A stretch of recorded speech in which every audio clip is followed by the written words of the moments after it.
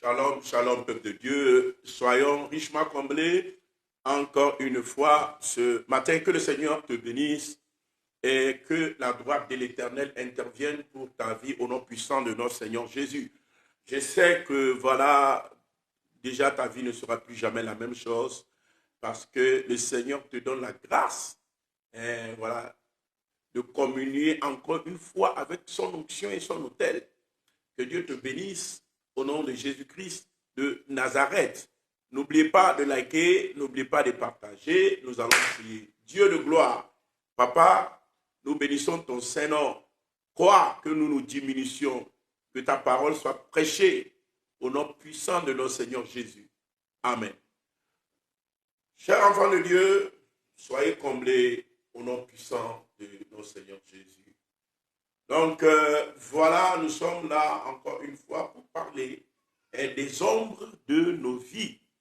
Et voilà, en tant qu'enfants de Dieu, nous devions savoir que ceux qui sont les mentors, ceux qui sont les pères spirituels, sont des gens que le Seigneur a dressés ou établis afin que, voilà, ils nous couvrent de leur ombre.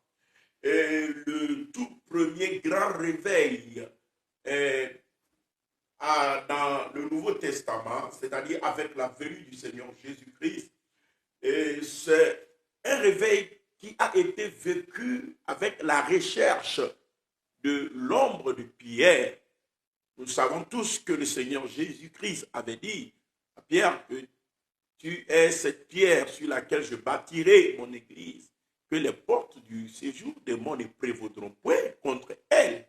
Donc voilà, comme je suis en train de le dire, l'ombre de Pierre était recherchée en ces temps-là. Parce que il y a quelque chose de particulier qui se passait avec l'ombre de Pierre. Et je n'oublie pas de rappeler l'engagement des chrétiens de ces temps-là, de ces gens-là qui étaient nos papas, nos mamans dans la foi et qui ont servi avec hardiesse, avec abnégation, avec détermination, avec zèle, avec amour, au point où plusieurs ont été autodafés, d'autres livrés au lion, d'autres sciés. C'est des gens engagés, quoi que cela leur coûte. Une pure adoration et amour de l'éternel Dieu. Et ces gens-là, la Bible les classe. Il y a ceux-là qu'on appelle les disciples, il y a d'autres qu'on appelle les élus, il y a d'autres qu'on appelle les saints, il y a d'autres qu'on appelle les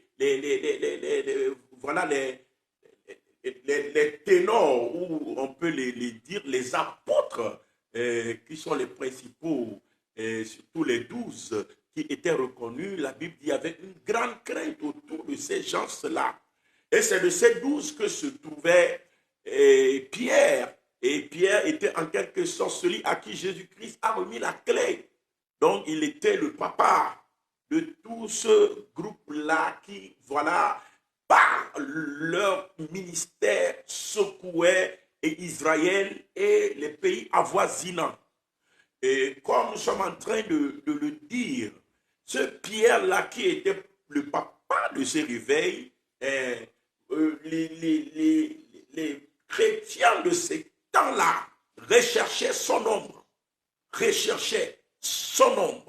Et nous avions lu dans le livre des Actes, le chapitre 5, le verset 15, la Bible nous disait, elle dit, en sorte qu'on apportait les malades dans les rues et qu'on les plaçait sur des lits et des couchettes, afin que, lorsque Pierre passerait, son ombre, voilà, l'ombre de Pierre était recherchée. Son ombre au moins couvrit quelqu'un d'eux. Son ombre au moins couvrit quelqu'un d'eux.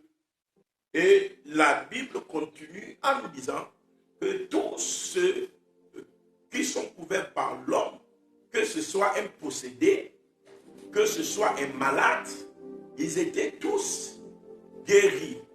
Le Seigneur opérait ainsi la guérison, la délivrance par sa puissance, par l'ombre de Pierre.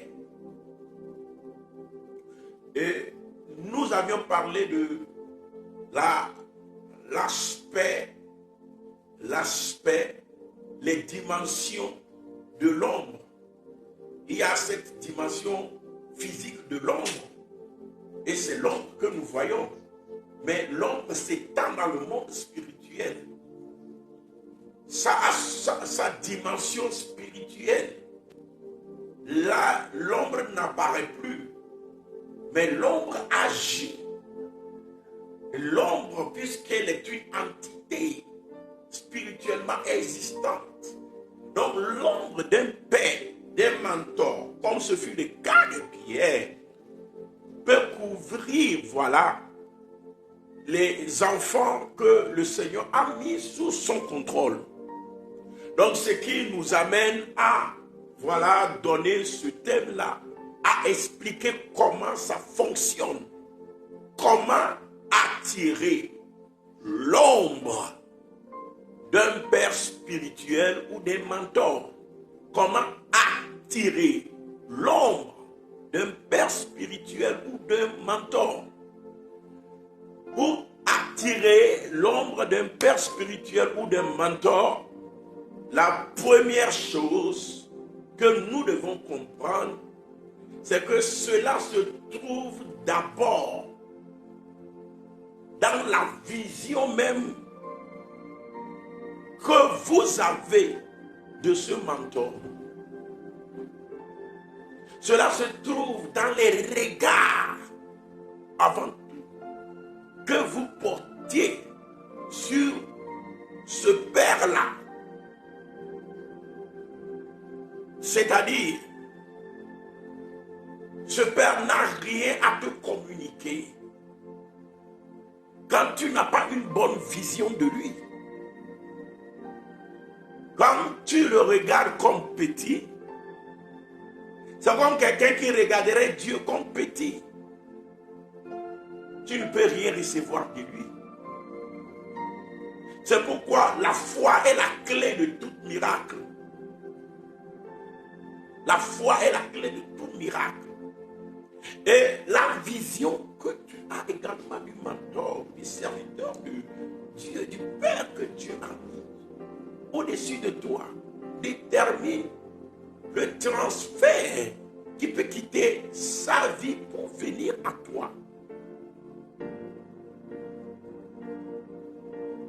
Quand nous lisons dans la parole de Dieu, j'aimerais donner un exemple ici. Dans le livre de Marc, Marc 6, le verset 2 à 5, la Bible nous dit, nous lisons au nom puissant de Jésus.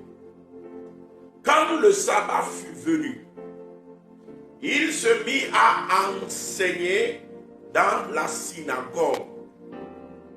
Beaucoup de gens qui l'entendirent étaient étonnés et disaient, d'où lui viennent ces choses? Quelle est cette sagesse qui lui a été donnée? Et comment de tels miracles se font-ils par ses mains? Vous voyez, Jésus-Christ faisait des miracles. Il parlait avec tellement de sagesse. Il enseignait la voix du Seigneur. Parce que l'Esprit de l'Éternel s'était reposé sur lui. Alléluia. Mais la Bible dit qu'à Nazareth, quand il entra dans la synagogue, les gens se posaient la question, d'où lui venait cette sagesse? D'où lui venait-il de faire tous ces miracles? Pourquoi il posait la question? Il posait cette question parce qu'ils sont bloqués dans une vision de Jésus. La vision que tu as de l'homme de Dieu. Et dans quelle vision sont-ils bloqués? Ils sont bloqués dans la vision, alléluia, qu'il est le fils de Marie, que ses frères sont là-bas, que son père est là-bas, que voilà, on a joué ensemble dans l'enfance. C'est leur maison qui est derrière notre maison. Moi, je le connaissais. On a fréquenté même ensemble. C'est-à-dire, ils sont bloqués dans la vision physique. Ils sont bloqués dans une vision qui ne leur permet pas de voir ce que Dieu a mis derrière la personne. Donc, ils sont dans l'étonnement parce que le passé, l'enfance et la vision physique de Jésus-Christ n'expliquaient pas les miracles qui se produisaient. Donc la Bible nous dit, nous continuons notre lecture, il dit, quelle est cette sagesse qui lui avait été donnée et comment de tels miracles se font-ils par ses mains? Vous voyez, le verset 3. N'est-ce pas le charpentier? C'est-à-dire, il se réfère à son emploi. Mais n'est-ce pas le charpentier? N'est-ce pas lui qui vendait les bancs, les chaises? Le fils de Marie? C'est-à-dire, sa maman n'est pas Marie. Vous voyez, ils sont en train de sculpter l'identité physique de Jésus. Ils sont bloqués dans l'identité physique de Jésus. Au lieu de voir son identité spirituelle et savoir qu'il est le Fils de Dieu, qu'il est Dieu dans la plénitude, en lui habite corporellement toute la plénitude de la divinité. Ils sont bloqués dans l'identité physique. Alléluia. On dit, n'est-ce pas le frère de Jacques, de José, mais de Jude? Oui, je connais l'autre là, de Simon. Et ses sœurs ne sont-elles pas ici parmi nous? Vous voyez? Et il était pour eux une occasion de chute. Donc, puisqu'ils sont bloqués dans la dimension physique, dans l'identité physique de Jésus, l'identité physique de Jésus n'explique rien de tout ce que Jésus faisait. Donc, à cause de cela, ils sont étonnés. Ils sont ébahis. Ils sont abasourdis. Ils sont choqués par cette situation. Donc, du coup, leur cœur n'arrive pas à faire un avec le mystère, afin que le mystère puisse couler. Et ce Jésus-Christ qui faisait de tellement grands miracles, produisait tellement de fruits, ce Jésus ne leur est d'aucun secours.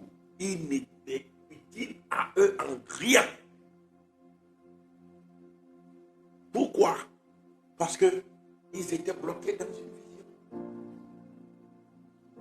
La lecture physique trompe toujours et empêche toujours la lecture de l'identité physique, empêche toujours de recevoir de paix. Ça empêche de te permettre de rester sous son ombre. Donc la Bible dit, ils étaient dans l'étonnement. Et Jésus est devenu pour eux une occasion de chute. Le verset 4. Mais Jésus leur dit, un prophète n'est méprisé que dans sa patrie, parmi ses parents et dans sa maison. Oui, parmi ses parents, dans sa maison, dans sa patrie, un prophète est méprisé. Parce qu'ils sont bloqués dans l'identité physique de la personne. au lieu de réaliser l'identité spirituelle que Dieu a accordée ou que Dieu est en train d'accorder à la personne, ils sont bloqués dans une vision physique. Et quiconque est bloqué dans cette vision physique, alors le Père là devient une occasion de chute pour lui. C'est-à-dire qu'il n'arrive pas à rentrer sous son ombre et à pouvoir profiter de quoi que ce soit. Donc c'est pourquoi la vision que tu as des serviteurs de Dieu est très importante. C'est pourquoi le diable aime s'attaquer à l'image des serviteurs de Dieu. Le diable aime s'attaquer à l'image afin de le souiller, afin de les détruire. Parce qu'il sait que c'est le premier canal, c'est le tout premier canal qui peut permettre à ce que voilà quelque chose qui cet homme-là va arriver. Le verset 5 nous dit quelque chose. Il ne put, il s'agit ici de Jésus, il ne put faire là aucun miracle. Jésus-Christ qui ressuscitait les morts. Même les morts de 4 jours, qui ont déjà connu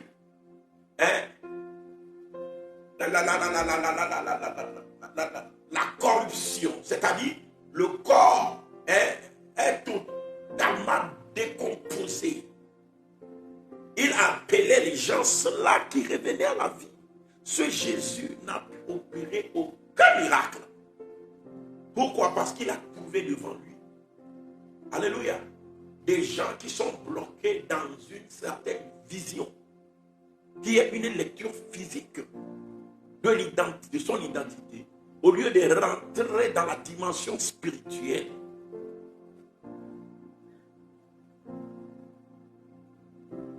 Vous savez, on ne reconnaît pas un homme de Dieu par son identité physique. On ne reconnaît pas un homme de Dieu par des données statistiques.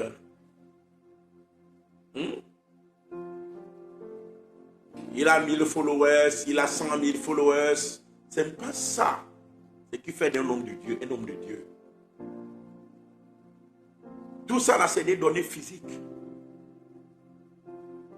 Les données spirituelles, l'identité, ça il faut que Dieu t'ouvre les yeux pour que tu réalises qu'est-ce que le Seigneur a mis dans la vie de cette personne-là.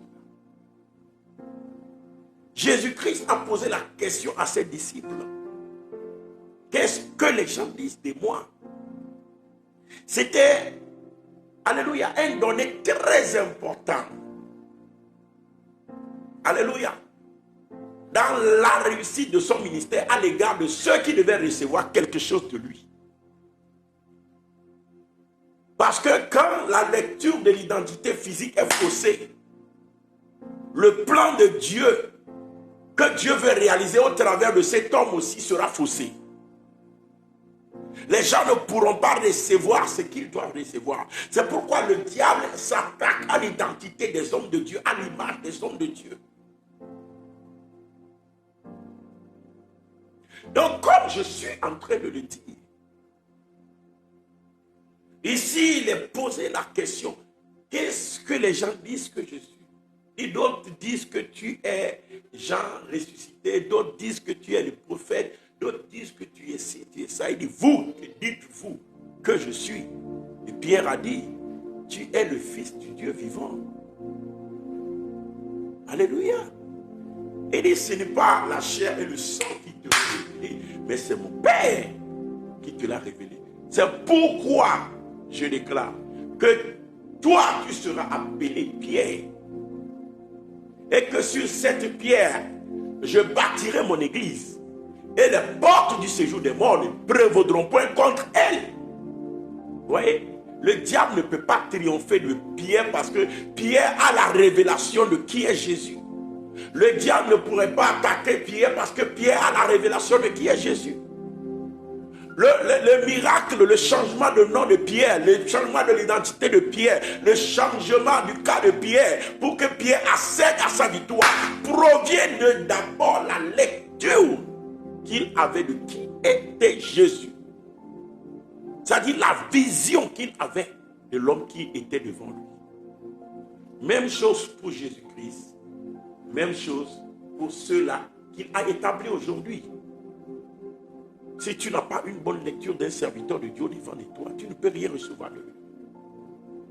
C'est pourquoi quand quelqu'un veut tuer ton miracle, la personne là vient à toi, ce qu'il commence par faire, c'est de te parler mal du serviteur de Dieu, de parler mal de ton papa, de parler mal. Quand quelqu'un a l'habitude de te parler mal au sujet des serviteurs de Dieu, il faut fuir cette personne. Il faut fuir cette personne. Alléluia. S'il a à se plaindre, il pourra aller vers l'homme de Dieu pour lui dire ce que lui il voit et qui n'est pas bon. Ou ce que lui il sent et qui n'est pas bon. Certainement que peut-être lui aussi n'a pas compris quelque chose. On va lui expliquer. Mais au finish, il aura contribué, si c'est la vision qu'il avait été vraie, il aura contribué à restaurer quelque chose. Au lieu de murmurer, au lieu d'attaquer, de faire des coups bas, de détruire l'image. Et la plupart sont des gens qui ont reçu un mandat depuis le monde des ténèbres pour attaquer. Donc comme je suis en train de le dire, Jésus dit, vous, que dites-vous que je suis? Pierre dit, tu es le Messie, tu es le Fils de Dieu. Il dit, ah, toi, Pierre, tu ne seras plus appelé Simon, mais ton nom change à partir d'aujourd'hui. Ton identité change. Pourquoi? Parce que quelque chose quitte de chez moi pour venir chez toi. Tout simplement parce que tu as une bonne vision de ce que je suis. Et je t'établis pour être la pierre sur laquelle mon église sera bâtie. Vous voyez?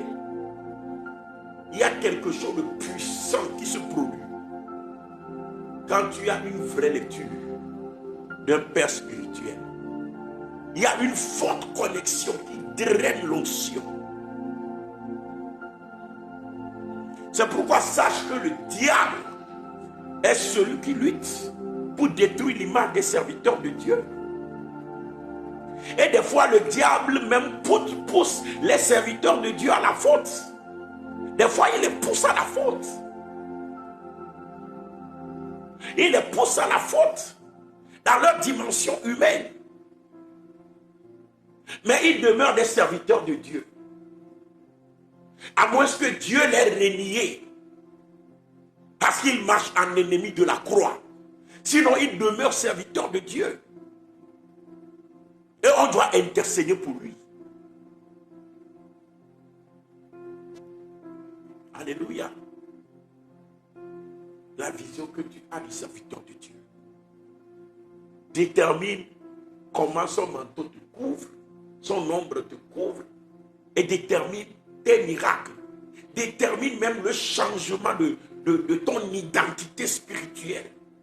Parce que l'onction qui est sur lui, c'est une onction qui a été mandatée pour ta transformation. Comme je l'avais dit, un homme de Dieu porte sur sa vie 3 types d'onction. L'onction individuelle, l'onction du groupe et puis l'onction du ministère. L'onction du ministère, c'est un mandat qu'il reçoit pour le changement de la vie de ceux que Dieu lui confie. Le changement de ta vie se trouve dans le mandat que lui a dans la main. C'est pourquoi quand Pierre avait une bonne lecture de la personne de Jésus, Jésus dit maintenant tu ne seras plus Simon, mais tu seras Pierre. Ton identité change parce que tu as une bonne lecture et tu te connectes à mon onction et à mon mandat. Beaucoup voient leur identité et même ça ne change jamais. Parce que tu aimes trop parler, trop critiquer, trop méfiant aussi. Tu as besoin de faire confiance à Dieu. Si c'est Dieu qui t'a placé là-bas, fais confiance à Dieu. Sache que Dieu ne peut pas faire d'erreur. Alléluia. Donc, la vision que tu as de l'homme de Dieu, en dehors de la vision que nous avons du serviteur, du père ou du mentor, ce qui est très important que nous puissions faire afin de pouvoir rester sous son ombre, c'est de créer un point d'attachement spirituel. Préserver le lien d'attachement spirituel.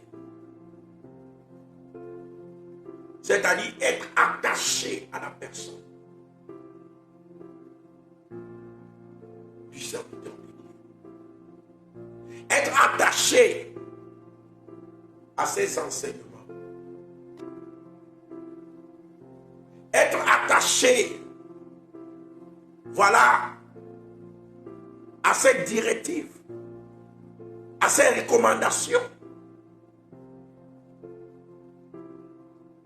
Créer un point d'attachement. Alléluia. Beaucoup sur les enseignements des serviteurs de Dieu permet de se reposer sous son nom. Sur ses ministères, sur ses prières, permet de se connecter à son nom.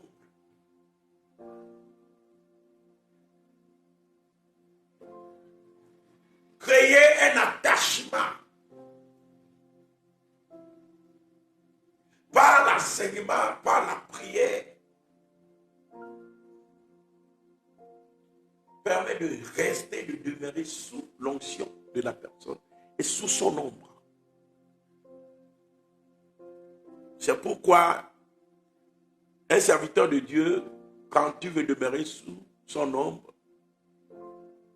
il faut lire ses livres, il faut écouter souvent ses enseignements, il faut aimer prier avec lui. Alléluia. Et cela s'avère très important. Créer un attachement.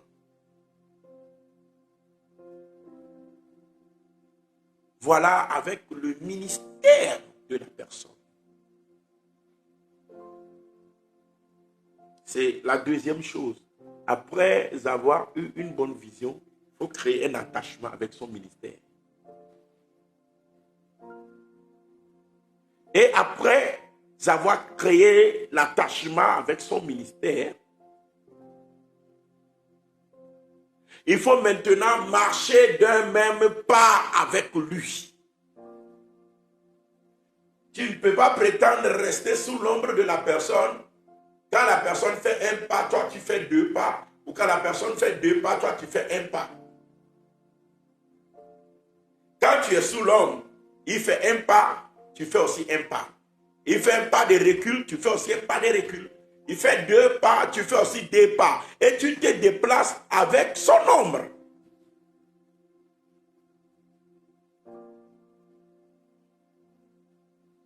Beaucoup vivent comme des, comment on l'appelle, des indépendants, c'est-à-dire des gens qui ne sont sous aucune autorité.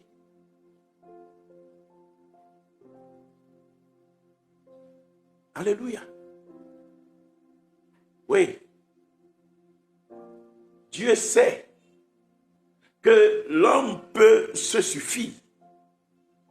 Mais Dieu, en nous envoyant dans le monde, nous a fait passer par un père, une mère. Pourquoi? Afin de nous laisser demeurer sous une autorité. Et cela est le signe de ce que Dieu veut que nous soyons sous une autorité. Maintenant, quand tu as la lecture physique de ce que Dieu veut faire, maintenant tu peux comprendre ce que Dieu veut faire de toi en esprit. C'est-à-dire spirituellement, il veut que tu sois sous une autorité. Son autorité en tant que Dieu d'abord, et puis sous l'autorité de ceux que lui-même a placés au-dessus de toi.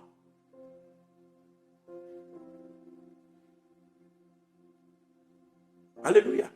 Et pour le faire, tu dois pouvoir marcher d'un même pas avec ceux-là que Dieu a établis au-dessus de toi. Quand nous voyons par exemple Paul, afin de laisser Timothée, Tite, ses enfants spirituels, marcher sous son ombre, qu'est-ce que Paul dit? Il dit à ses enfants, marchons tous d'un même pas. Marchons tous d'un même pas. Si tu veux rester sous l'ombre d'un père, tu marches d'un même pas avec lui. Il fait 2 pas, tu fais 2 pas. Tu restes sous l'ombre. Mais quand tu es dans l'ombre de quelqu'un, et puis la personne fait 3 pas, toi tu fais 2 pas, tu vas voir que son ombre va te dépasser. Donc il faut faire autant de pas que la personne fait. Et il faut faire autant de pas de recul que la personne fait. Ça permet de rester sous son ombre. Quand nous lisons dans Philippiens 3, le verset 16 à 17. Philippiens 3, le verset 16 à 17, la Bible déclare. Seulement, au point où nous sommes parvenus, marchons d'un même pas. Seulement, au point où nous sommes parvenus, marchons d'un même pas. Voyez, Philippiens 3, le verset 16. Marchons d'un même pas. Verset 17. Soyez tous mes imitateurs. Maintenant, il parle de façon plus claire. Soyez tous mes imitateurs, c'est-à-dire imitez ce que je fais. L'imitation, c'est un moyen d'apprentissage des enfants. Ceux qui se sentent fils, ceux qui se sentent filles. Si tu es le fils de ce monsieur, si tu es la fille de ce monsieur, en attendant que tu le grandisses et que tu ne sois comme ton papa, quand le père l'a engendré, tu apprends à imiter. Vous allez voir les enfants, c'est tout à fait naturel. C'est comme ça Dieu a fait les choses. Quand tu mets au monde un enfant, quand tu parles, l'enfant t'imite. Quand tu fais un travail, l'enfant t'imite. Ceux qui ne le comprennent pas pensent que leur enfant est en train de les déranger. Il faut faire la vaisselle devant l'enfant et partir. Tu vas voir l'enfant, il va commencer aussi par faire la vaisselle. Peut-être tu ne vas pas comprendre ce que toi tu vas voir, ce que l'enfant verse l'eau. Mais quand tu analyses ce que l'enfant fait, tu comprends que l'enfant avait voulu faire la vaisselle que tu avais fait devant lui. Ou que l'enfant avait voulu répéter une action que tu avais fait. C'est pourquoi il est souvent dit qu'on ne fait pas tout devant un enfant. On ne fait pas tout devant un enfant parce que lui, il va répéter. Lui, il va répéter. Pourquoi? Parce que Dieu nous a donné les enfants. Il veut que nous les éduquions. Aussi, il leur donne la capacité d'imitation. Et cette capacité d'imitation, la Bible nous le recommande sur le plan spirituel. Maintenant qu'on t'a engendré, maintenant qu'un père t'a engendré, maintenant qu'un mentor t'a engendré, tu dois aussi avoir les réflexes d'un enfant pour pouvoir imiter. Donc quand on dit marchons de même pas, tu dois comprendre que tu dois pouvoir imiter ton papa. Tu dois faire les choses comme lui. Tu dois réagir comme lui. Et ça vient tout naturellement. Quand il y a l'attachement qui est là, quand il y a le transfert qui est là, quand il y a tout ça là qui se repose sur toi, c'est comme ça se produit. Que le Seigneur te bénisse, je ne t'écoute pas dire Amen. Donc il dit, soyez tous mes imitateurs, frères, et portez les regards sur ceux qui marchent selon le modèle que vous avez en nous. C'est-à-dire, la démarche du Père devient un modèle pour les disciples. Et quand tu vois tous ces enfants spirituels, personne ne te les présente. Mais allez voir enseigner, allez voir prêcher, allez voir prier, allez voir se comporter, allez voir réagir dans certaines situations. Tu peux même lui poser la question, connais-tu ce monsieur? Et il te dit, oui, c'est mon papa. C'est mon papa dans la foi. Oui, c'est ça. Ce qu'on appelle un fils ou une fille. C'est ça, un fils. Paul dit, au point où nous sommes arrivés, marchons tous d'un même pas. Moi, je ne vais pas faire un pas, vous allez faire deux pas. Marchons tous d'un même pas. Et puis, il continue de façon plus claire et tangible dans verset 17. Soyez mes imitateurs. Voyez? Soyez tous mes imitateurs, frères. Et portez les regards sur ceux qui marchent selon le modèle que vous avez en nous. Donc, troisième chose, autant pour moi, c'est de tout faire pour marcher d'un même pas avec le papa spirituel, afin de se reposer sous son nom. Et la quatrième chose qu'il faut faire, quand tu veux te reposer sous l'ombre d'un père spirituel, la quatrième chose qu'il faut faire, alléluia, c'est créer une situation qui va drainer l'onction. Créer une situation qui va drainer l'onction, drainer l'ombre et le reposer sur ta vie. Voyez, quand nous prenons le patriarche Isaac, le temps était venu pour que le patriarche s'en aille. Et il a appelé le fils, et sur qui il voulait que l'ombre se repose. Et à l'époque, c'était Ésaü.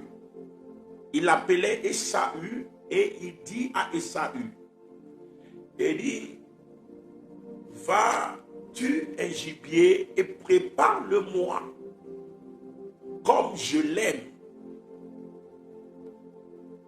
afin que mon âme te bénisse. Vous voyez, le papa a l'habitude de manger le gibier. Et aller à la chasse, préparer le gibier, c'était le job de Ésaü. Et Ésaü l'aurait fait volontiers, même si le papa ne lui demandait pas. Parce que lui, quand il va, il revient, il sert toujours la part du papa. Mais le papa l'appelle. Il dit, ah, je sens que les jours qui me sont destinés sur la terre tendent à leur fin. Je dois déposer tout ça là sur quelqu'un avant de partir. Cette grâce-là, il faut que quelqu'un le reçoive. Ce manteau-là, il faut que quelqu'un le reçoive. L'ombre-là, je veux libérer ça dans sa plénitude sur quelqu'un. Maintenant, Ésaü, va, tu es un gibier. Tu sais comment je le préfère. Prépare-le exactement pour moi, que je le mange. Parce que je veux proclamer des bénédictions. Mais c'est mon âme qui doit le proclamer. C'est mon âme qui doit le proclamer. Donc, prépare-les-moi, je vais les manger. Et que mon âme, Jésus, te bénisse. Donc, il y a des choses. Parce que ce que, amen, Isaac avait sur lui, ce n'est pas à la dimension charnelle. Donc, ce n'est pas à sa chair de libérer la bénédiction. Mais la bénédiction là, Isaac portait la bénédiction là sur son âme. Donc, c'est son âme qui doit libérer la bénédiction. Qui doit libérer l'ombre là. La dimension spirituelle de l'ombre qui veut être libérée ici. Prépare moi, quand je l'aime, que mon âme te bénisse, que mon âme libère, que mon âme draine vers toi la bénédiction. Et Isaac a fait ce que le papa lui a dit. Et Esaü, autant pour moi, a fait ce que le papa Isaac lui a dit. Il est parti. Mais avant de revenir, son petit frère savait que c'est comme ça. L'âme de son papa allait libérer quelque chose. Le petit frère s'est accoutré autrement. Et il a préparé la nourriture. Il a passé par devant son frère. Il a amené ça. Et le papa, il a commencé à libérer les choses de son âme. Libérer. Avant que Esaü ne soit là, Jacob a déjà tout pris. Oh, il y a certaines bénédictions qui sont destinées à d'autres personnes, mais c'est d'autres personnes qui viennent en profiter parce qu'ils ont compris le principe de quoi? De l'ombre.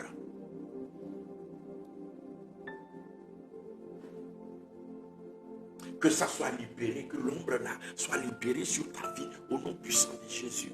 Je déclare la guérison, je déclare la restauration, je déclare la paix dans ta vie. Je déclare que tu te lèves maintenant sur le lit là, que tu marches. Je déclare au nom de Jésus la restauration financière. Je déclare au nom de Jésus une fraîche visitation. Ce matin, dans le nom puissant de Jésus, reçois la touche maintenant.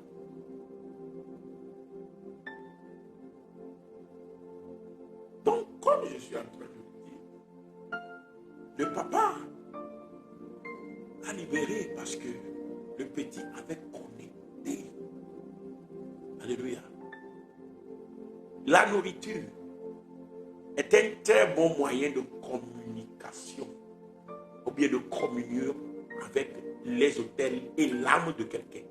Quand on veut communier avec l'âme de quelqu'un, la nourriture est un moyen par excellence. Alléluia. La nourriture est un moyen par excellence. C'est pourquoi Isaac dit il veut manger quelque chose. Il faut aimer servir les papas spirituels. Oui. Ça te permet de se connecter à son manteau, à son nom. Alléluia. Alléluia. C'est pourquoi même dans tout ce que nous faisons comme activité, Dieu nous a prescrit la 10e partie qui est la dîme. Dieu dit à tout ce que tu gagnes, il faut que dans ça là, tu comprends qu'il y a une 10e partie qui doit partir à ce monsieur-là, qui doit partir à ce papa-là. Pourquoi? Et la Bible appelle cela la dîme. La dîme est le premier moyen par lequel tu communies avec l'ombre et le manteau d'un papa. Tu ne peux pas vouloir marcher sous le manteau de quelqu'un et voir la restauration, et voir la guérison, et voir la bénédiction. Et puis voilà, toi-même, tu manges ta propre dîme. Non. Non. On dit tu voles Dieu, tu fais plus que tu fais autre chose que voler Dieu, tu te voles toi-même. C'est-à-dire le manteau qui est supposé te couvrir et qui va te protéger et qui va ouvrir certaines portes. Tu empêches le manteau là de se déployer sur toi. Mais en même temps, tu veux les changements. En même temps, tu veux la guérison. En même temps, tu veux la restauration. Mais tu empêches le manteau. Regardez, tu empêches l'homme. La Bible dit, les gens venaient mettre même les bananes au bord de la route afin que l'ombre de Pierre se reposait sur les gens. Quel sacrifice tu fais pour que l'ombre de ce père-là se repose sur toi? Le corps de Christ a des problèmes compliqués parce que voilà, nous n'arrivons pas à faire certaines choses. Et nous pensons que quand on obéit à Dieu, on va souffrir. Beaucoup pensent que quand ils vont donner leur dîme, le reste de leur argent ne va pas là les suffire. Il faut le donner. Il faut le donner. Parce que si ça ne te suffit pas, il faut le donner, crier à Dieu. Dieu va ouvrir d'autres portes pour que ce qui va te suffire va arriver.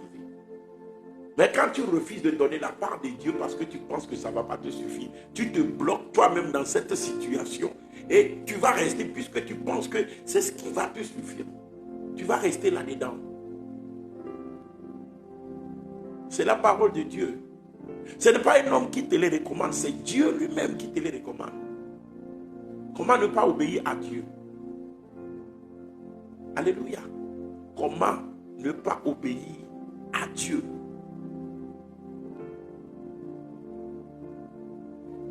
Que le Seigneur te vienne en aide. Au nom puissant de Jésus. Alléluia. La dîme,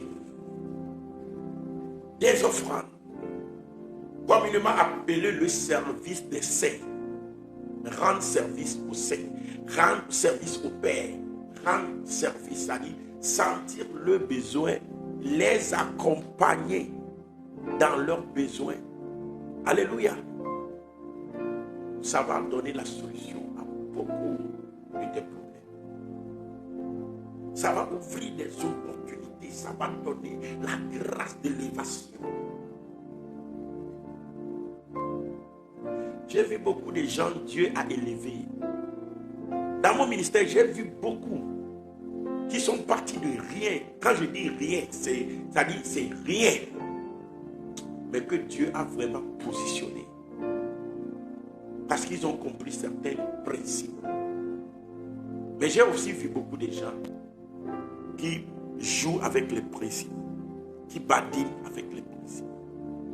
Et j'ai toujours prié pour eux. Que le Seigneur leur donne la grâce de réaliser la grandeur de Dieu. De réaliser que Dieu n'est pas limité. De réaliser qu'obéir à Dieu sera toujours bénéfique à eux. Que Dieu ouvre tes enfants. Ouais, seul Dieu peut t'aider. Seul Dieu peut t'aider. Que le Seigneur t'aide ce matin au nom puissant de Jésus. Je vais finir. Hébreux 6, le verset 10, il dit ceci. Car Dieu n'est pas injuste. Écoute bien. Car Dieu, c'est avec le verset là, je vais terminer ma prédication ce matin. Car Dieu n'est pas injuste pour oublier votre travail et l'amour que vous avez montré pour son nom,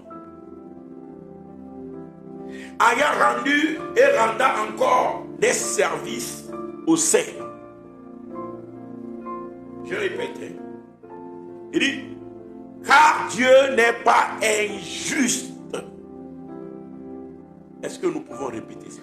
Car Dieu n'est pas injuste pour oublier votre travail, oublier vos semences, oublier la dîme que tu donnes, oublier ton abnégation, le fait que tu luttes et tu es en train de rendre service dans la maison de Dieu, que tu sois chantre, que tu sois intercesseur, que tu sois protocole, quelle que soit ta mission. Il dit, Dieu n'est pas injuste pour oublier votre travail et l'amour que vous avez montré pour son nom. Dieu ne peut pas oublier. Même si l'homme n'a pas vu, Dieu lui voit. C'est pour Dieu que tu fais. Et Dieu n'est pas injuste. Il paie toujours. Il paie toujours. Il paie toujours. À moins que tu as la cupidité. Un amour, je ne sais pas comment le qualifier, pour l'argent. Ou pour des gains. Ou pour la gloire. Tu veux se faire voir des gens. Alléluia. Mais si le service là est rendu à Dieu, il n'est pas injuste. Dieu n'est pas injuste pour oublier le service rendu. Et la Bible dit, ayant rendu et rendant encore des services aux saints. Les services là sont rendus à qui? Aux saints, aux apôtres, aux serviteurs de Dieu. Mais Dieu n'est pas injuste pour oublier ça. Dieu n'est pas injuste pour oublier ta dîme, pour oublier tout ce que tu as fait au sein, pour oublier tout ce que tu as fait à sa maison. Amen. Rendant encore des services au sein. crois pas que c'est en vain. Ne crois pas que Dieu va t'abandonner. Ne crois pas que Dieu ne voit pas. Je t'assure, en un seul jour, des portes vont s'ouvrir. Des portes vont s'ouvrir. Dieu va te positionner. Alléluia. Peut-être ce n'est pas encore arrivé, mais attends-la. Elle ne tardera pas. Elle s'accomplira certainement. Parce que ton Dieu n'est pas injuste. Et Jésus-Christ nous dira, quand tu donnes un verre d'eau à un de nos serviteurs en qualité de serviteur de Dieu, tu recevras la récompense du prophète. Je n'ai pas le temps. Mais quand on parle de récompense du prophète, ça veut dire quoi? Ça parle de l'ombre. Son ombre se repose sur toi. Les portes s'ouvrent pour toi. La Bible dit, confiez-vous dans la parole, vous serez affermis. Mais confiez-vous à un prophète et vous réussirez. C'est dans l'ombre que se trouve la réussite. Que Dieu vous bénisse.